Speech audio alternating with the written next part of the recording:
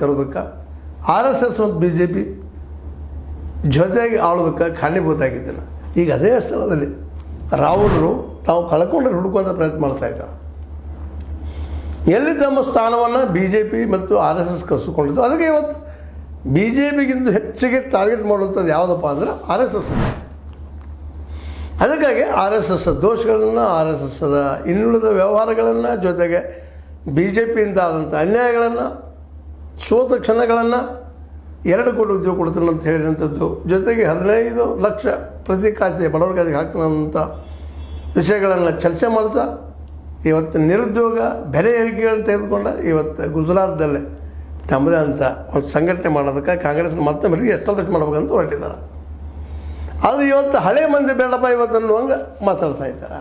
ಅವ್ರ ಮಾತುಗಳನ್ನು ನೋಡಿದಾಗ ಕೇಳಿದಾಗ ಹೌದು ಸರಿಯಾಗಿ ಹೊರಟಿದ್ದಾರಲ್ಲ ಇವರು ಅಂತೇಳಿ. ಆರ್ಥಿಕವಾಗಿ ಕಾರ್ಪೊರೇಟರ್ ಬೇಕಾಗಿದ್ದಾರೆ, ಬಂಡವಾಳಿಗರು ಬೇಕಾಗಿದ್ದಾರೆ, ಅವ್ರಿಗೆ ಯೋಚನೆ ಮಾಡುವಂಥ ಪ್ರಯತ್ನ ಮಾಡ್ತಾ ಇದ್ದಾರೆ.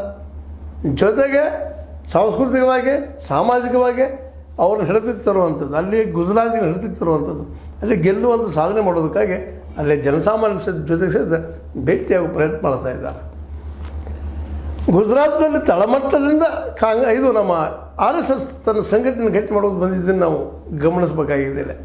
ಯಾಕಂದರೆ ಹಳ್ಳಿಯಿಂದ ಹಳ್ಳಿಗೆ ಪ್ರತಿ ಓಣಿಗೆ ತಮ್ಮ ಸಂಘಟನೆ ಹೆಚ್ಚು ಮಾಡಿಕೊಂಡು ಗುಜರಾತಿನ ಮೊದಲು ತಮ್ಮ ವಶ ಮಾಡಿಕೊಂಡ್ರು. ಯಾವಾಗಲೂ ಯಾವುದೇ ಒಂದು ವ್ಯಕ್ತಿ ಬೆಳಿಬೇಕಾಗಿದೆ ತಾನು ನಿಂತು ನೆಲವನ್ನು ಗಟ್ಟಿ ಮಾಡ್ಕೋಬೇಕಾಗ್ತದೆ. ಆ ನೆಲೆಯಲ್ಲೇ ಗುಜರಾತ್ನಲ್ಲಿ ತಮ್ಮದು ಗಟ್ಟಿ ಮಾಡಿಕೊಂಡು ನಂತರ ಉತ್ತರ ಪ್ರದೇಶ ಮತ್ತು ಇನ್ನುಳಿದ ಕಡೆ ತನ್ನ ಮಹಾರಾಷ್ಟ್ರ, ಹರಿಯಾಣ ಇತ್ತೆಲ್ಲ ಕಡೆ BJP ತನ್ನ ಸಂಘಟನೆ, ಅದು RSS ತನ್ನ ಸಂಘಟನೆ ಹೆಚ್ಚು ಮಾಡೋದು ಹೋಯಿತು ಅನ್ನೋದು ನಾವು ಗಮನಿಸಿದ್ರೆ ಗೊತ್ತಾಗುವಂಥ ವಿಷಯ ಅದು.